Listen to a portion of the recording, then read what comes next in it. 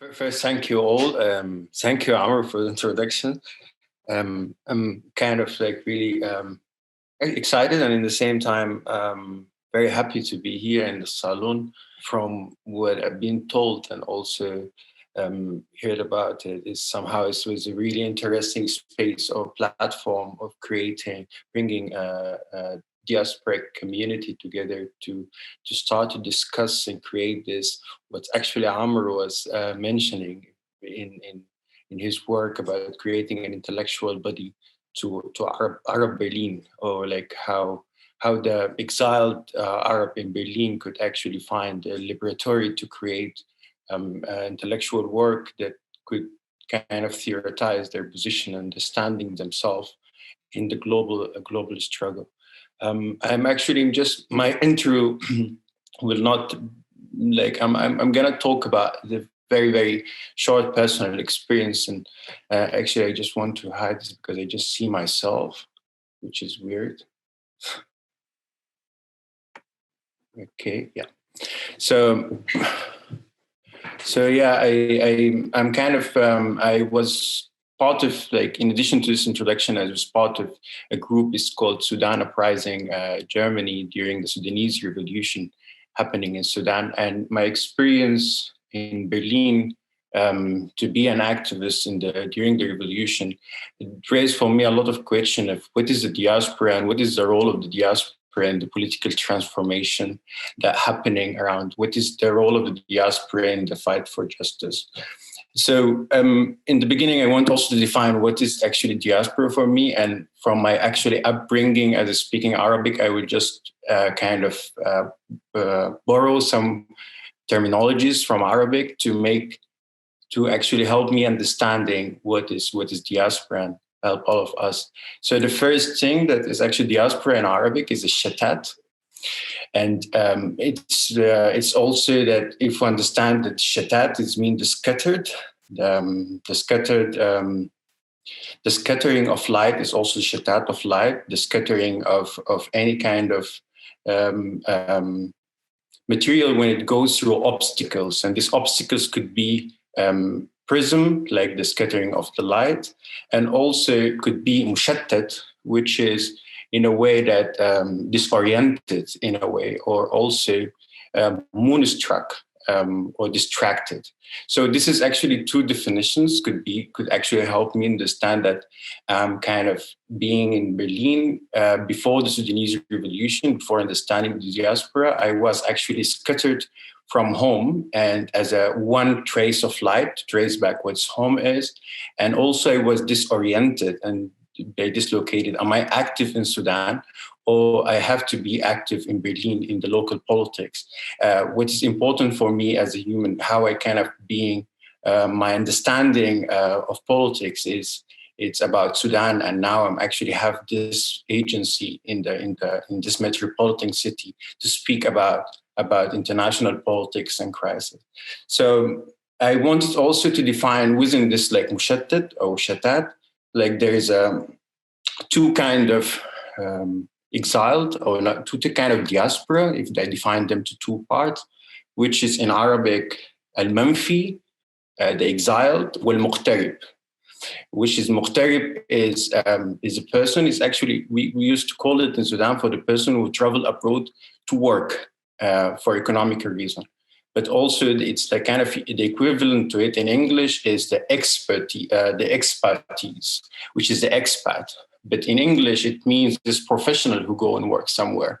But in Arabic, it means the person who go to make themselves foreign in other country, al-iqtirab, which is an effect. It's a more of a, not a pleasant, it's a more of a sacrifice. Even the economical terms, like you sacrifice yourself for economical replacement for yourself, for your family, and the greater good. So it is also it's also an economical agency which has a political power. Sometimes we tend, when we talk about the diaspora, is to talk about the exiled, and we forget to talk about the muhtarib, which has a very important role by being an economical or a material. Material has a material impact in this society, which is, there's many figures and examples. Like, for example, if we talk just about Egypt and Sudan, we talk about that the economy of the diaspora is very important for the national income of the country. It's like, we talk about Sudan, we talk about 12% from the national income is created in the diaspora by the Muhtaribin. And it has a very impact in the society for the hard currency. So it's the same like the production of oil in Sudan, the production of agriculture is also this a production of a muhtarib. So the muhtarib is the labor. It's an important for economy, and it has a power impact in our society. And then we have the exiled. And in the exiled, I think Amro have depicted the exiled society in Berlin in a very, very brilliant article. But in case of Sudan, it has also different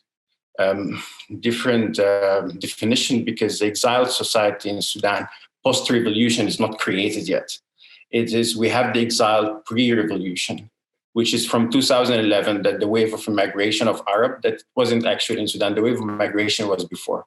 Also, the regime, that Sudanese revolution that happened again is actually an Islamic regime. So mostly Arab countries, most of the diaspora, it used to be before the revolutions abroad, mostly from, like when you talk about London and Paris, the Islamist, people think about it as Islamist places where the Islamist diaspora. But for Sudan, most of the people who have been in diaspora before were the liberal, secular, and communist. So the activists that were actually fighting already for social justice being exiled. Most of Sudanese literature and progressive literature is actually created in the diaspora.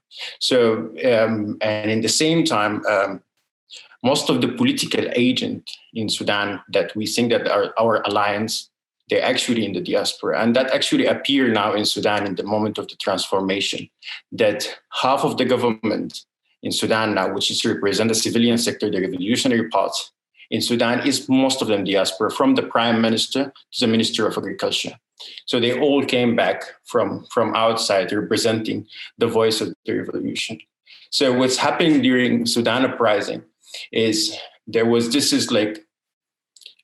because it's a revolution, it's an event that basically helped this scattered المجتمع المشتت Sudanese community actually to come together, even the expats and the exiled. There was a moment of politicization, like the revolution. What's happening in the revolution is there is this political participation. Many people actually joined together.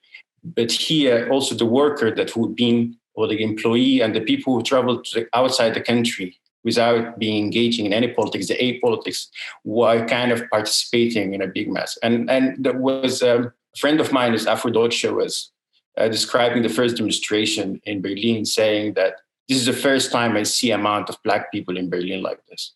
And it's an interesting description because they never see it like that. But he saw this as kind of empowerment. And I saw this as mean there's amount of Sudanese here. And none of them actually have been in the political agency before. So this was my experience in Sudan uprising. And Amro, you need to click me when I finish, no? So before the 20 minutes. And actually this make me, the Sudan uprising in itself, understanding and mapping those two societies, which is the Muhtaribin and the exiled, was actually the first thing of understanding the role of the diaspora. The second part, which is that all of this community was living in the periphery of the hosted society. They never and there was a few amount of Sudanese activists who was already active and most of them coming from the asylum system, what they call it refugee politics in Berlin, and the solidarity structure that being created before. So during Sudan revolution, all of this society came outside, and toward making connection with others and alliance, we sometimes romanticize the revolutionary process, but the revolutionary process has also this nationalist aspect and fascist aspect, and mostly reactionary forces, and everybody and apolitics come. There's one of the events that happened during one of our events, like Sudan Revolution, that we wanted to create solidarity and alliance with others. But most of the Sudanese community was rejecting this. Like, this is the Sudanese revolution. And I remember one of the people took down the Syrian flag, saying this is Sudanese, not because he's like anti-nationalist or like he doesn't like flags. He basically rejected the other. So it was a kind of a difficult moment for activists to talk about international agency to be part of this revolutionary process that happened. So what is next for me after Sudan Uprising, which is that this scattered community came together during the event, is dissolved and disappeared. To return back to what Amro say about this, the Berlin, when he was describing Berlin, is a city that moving and in the state of being. That after this big political event, gathered the Sudanese together, they actually disappeared back. And for us, all of this romanticized idea of one community, political participation disappeared by actually the revolution itself faded away. So then there was a few amount of activists that talking about sustainability, but then they were also returned back disoriented, mushattatin, of like, what do we have to do next? That what we actually could engage in. So most of the diaspora society that used to be here as like creating this political, like our political background, they return back to Sudan as to be ministers or part of the government. But most of the like radical groups who continue to be critical to the government, what we have to do, how we continue for fight for social justice and the most important, we understand that we create solidarity outside our national bubble. And because of that, most of the event or the work that Sudan Uprising is now doing is trying to use a platform that we had through the revolution for solidarity. We understood through the lesson of Sudanese revolution that it is not, we need to create this transnational solidarity. It's not because we are Arab or the definition of identity, but we understand that the regimes that we are fighting, they are already kind of having, alliance, economical alliance in this neoliberal state system. And without having a bigger coalition, that we will not actually could bring a real transformation, talk about social justice. I don't know if everybody have a background about Sudan, but anyway, that the regime in Khartoum now it is not an actual our hope, which we want. And if I just want to make it short, the regime of Khartoum is the same regime happened in Egypt between 2011, 2012, 2013. Just they are not Islamists; they are liberal, secular. That's the difference. But they are the one who are gonna be cheated and get into prison soon from the military. I see that. So what is this? We can actually engage in the discussion later about what's happening in Sudan. So now we started to say that our agency is fighting this international system through our being in Berlin.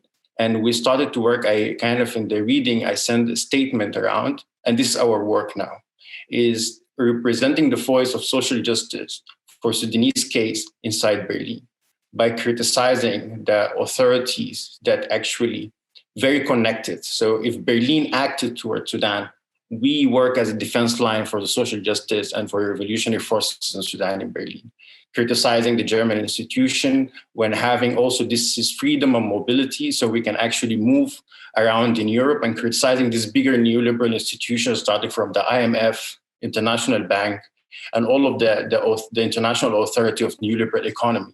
To be there as they are together, we can also, and through this process, we could actually create alliance and solidarity and discourse. But still, with this is city, what we call it the city in like Amro, what he described, the city of process of being. It has a lot of events happening, all of the political actions that happening from every group, as a Syrian group or the Egyptian group.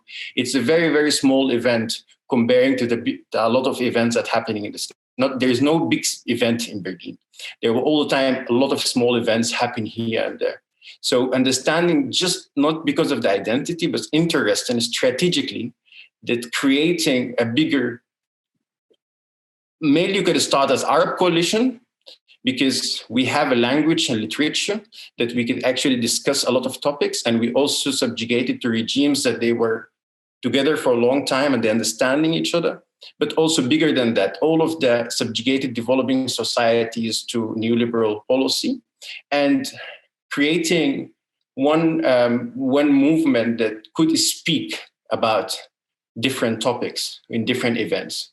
Because the actual doing an action as Sudanese, it is in the small square in Berlin, and the Syrian doing an action about this in a small square in Syria. It will never ever create a bigger influence in this fighting against the or like for social justice within this is bigger economical institution and political institution. In every event, we need to react very fast, but we need to create a base, a platform that where solidarity exists when it's needed. That's actually maybe my 20 minutes intro about, and I really have like notes. I forgot about them, all of them, but I think we can engage in conversation and discussion and to see the thoughts of everybody.